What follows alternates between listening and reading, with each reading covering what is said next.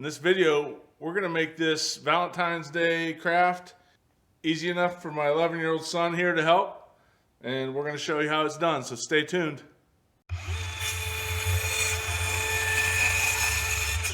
The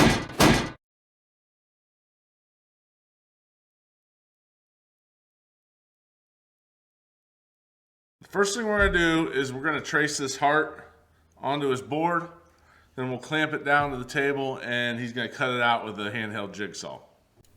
We began by drawing a heart on the board. Now, I used my CNC to cut this template heart out, but obviously not everybody's going to have a CNC. So the next best option would actually just be to print a heart out from a website you found that you like the shape, and all you really need then is to use some spray adhesive, spray it on the back of that printout, and stick it on the board, and then you have your lines and everything you need to follow. We then just got the handheld jigsaw out and began making the cut. Now, this was the first time he'd ever used a saw like this, and so I was actually helping him along the way. He had the trigger pulled and he was trying his best to follow the line, but I was actually also helping guide the saw as he went. They are a little bit tricky to use for the first time, so I knew that to make an accurate cut, I would probably have to give him a little bit of assistance. We had to reposition the board several times just to avoid cutting into the table, and there were a few times where I had to kind of correct his cut because it was starting to get off track, and it would have been a lot of sanding if I didn't make that adjustment. He actually did a really good job. It turned out great, and we had to do a little bit of sanding, but we just took it over to a disc sander and just kind of made a nice smooth transition, and it turned out good. It looked machine cut, really. I mean, there were very few flaws, if any, that I could notice, and so we were happy and ready to move on. Okay, so he sanded the edges a little bit just to clean up some of the rough spots from the cut. It's not an easy cut. I helped him a good bit. It's the first time he's ever used that saw. If you don't know how to use a saw or you don't have access to the saw, we actually are going to have a kit that you can buy, and you can have the heart already cut out. The next thing we're going to do is we're going to paint this, and we're going to paint it red because we're going to pour some epoxy over it here in a little bit, and if we don't paint a base color on here, there's a chance that you can see the wood through the epoxy, and we don't want that to happen. So we're just going to get a nice base color underneath to help bring out the color of the epoxy. We got some paint that I had used for another project out and got a brush and just brushed it on. The color was maybe not exactly what I would have chose. It was a little bit of a different shade of red, but it's fine because the whole purpose of this is to cover up that wood color. You could use a pink, you could have used a white, it really doesn't matter. Just something to cover that up. I would go with something that kind of goes along with your theme, though, of the heart. So whatever one of your colors that you're going to use for the epoxy, I would go with something similar. Now, you could also even just use spray paint. We did not prime this, as you can see, and it turned out great. So if you had spray paint laying around, use that. If you have some other paints, use that. It does not really matter. Just cover up that wood is the whole goal. To prepare for epoxy, you're going to take some painter's tape. You're going to go around the entire perimeter of this heart. Now, what you want to do is you want to make sure that it is sticking up above the surface of the top side of the heart. And the reason for that is it almost is going to form a dam to hold the epoxy back so it does not drip over the edge until we're ready for it to drip over the edge. Underneath, I just tucked any extra that was hanging over up underneath on the bottom side of the board, and we left it at that. You just want to make sure that it's sealed real well, and you should be ready for epoxy once you have that done. Next, we just mixed up the epoxy. Now, I made about 10 ounces of epoxy for this project, and I definitely could have gotten away with just making 6 or even 5. I had way too much extra, and you'll see here in a little bit that my son actually spills a little over the edge, and we get some waste on the table even.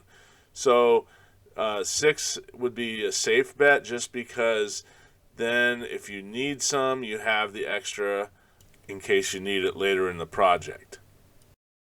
We then divided off 2 smaller cups. These cups will serve as our secondary colors, and we just poured 1 ounce into each cup.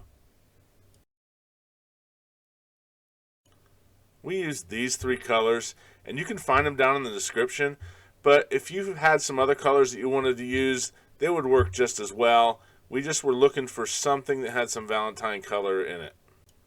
We then mixed up our primary color, which was that Baku red, and we want to make sure that it is solid. I don't want to really see through it, so as you stir it, you just look at the stick. If you can still see the stick through the epoxy, then you might need to add a little bit more pigment.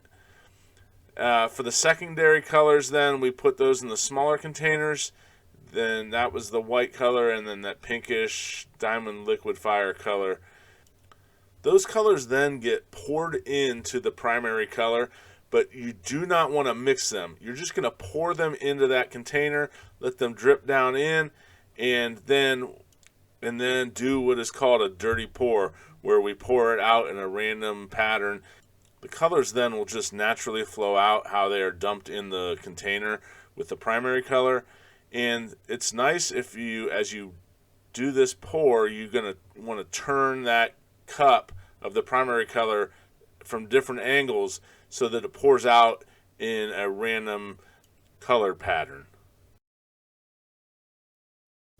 Next, you're just going to wait a little bit of time, let that epoxy start to thicken a good bit, and you can actually check if you have some left over in your cup to see if it's starting to get thick.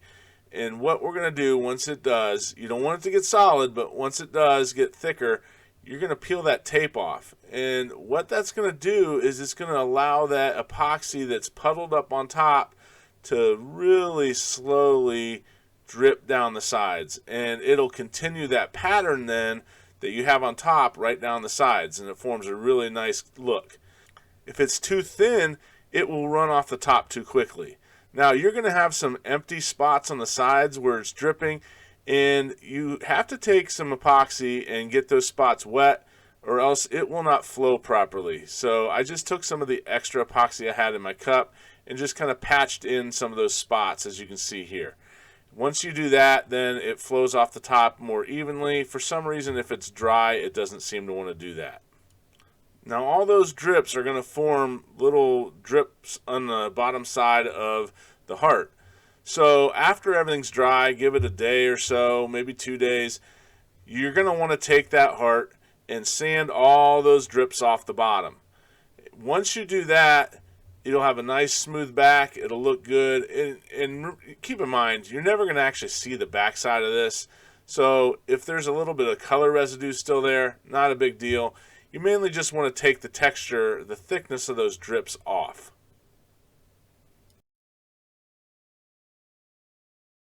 The next thing I needed to do was build the frame. Now, I wasn't really comfortable with him using some of these machines, so I did this part myself. I began by cutting down a 1x4 into 1-inch strips, and then I routed a groove in the back for the backboard to rest in. And this groove was about a 1/4 inch by 3/8 of an inch. And then I also flipped this over and routed a profile on the front just to give it a little bit more detail. I then sanded everything. There were some saw marks and router marks on the boards, and I wanted to get them off of there before I proceeded. I then took my pieces over to my miter saw, set the angle at 45 degrees, and I cut one end angled at that 45-degree angle. I then set my back piece in that groove and held it up to the board so that I could get an idea of where I wanted the other side of the cut to be made. Once I had that mark, I went back over to the miter saw. I set up a stop block so that I could make sure all these cuts were going to be the exact same length. Because this is going to be a square, if they weren't the same length, then I would have some issues when assembling because there would be gaps, it wouldn't fit right, it wouldn't be a square picture frame. So I set that up and I made each cut. Next, I set the pieces on the table. I got my ratchet strap clamp out, put some glue on each end of the picture frame, and I just clamped it together. And then once I had it nice and tight, I just made sure that the surfaces looked good, everything looked pretty even, so that I was happy with how it was going to dry.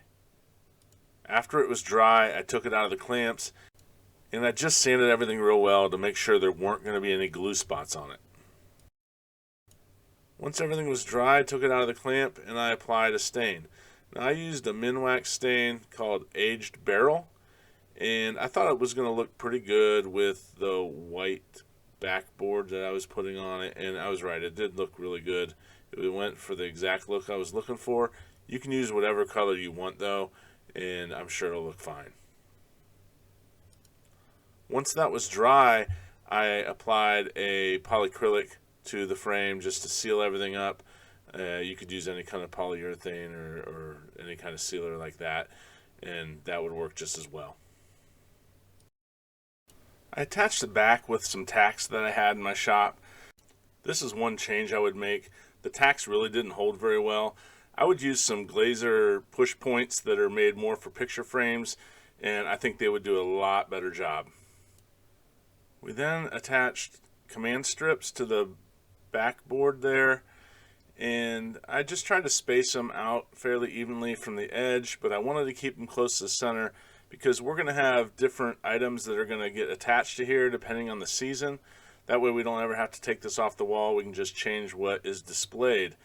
So I attached these on the back, and then I attached command strips to the back of the heart, and we centered the heart and stuck it on.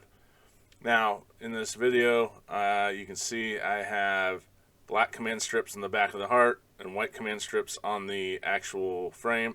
And the only reason for that is that's what I had on hand, and so that's what I used. It doesn't really matter what color the command strips are. You're never going to see them.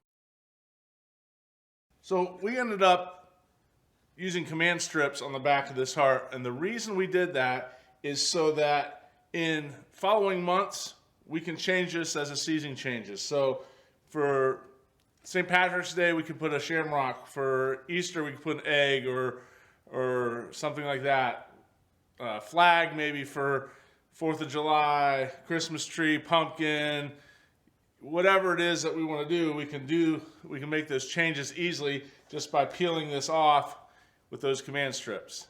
Now, one change I would make, and I probably will add, I used some tacks on the back.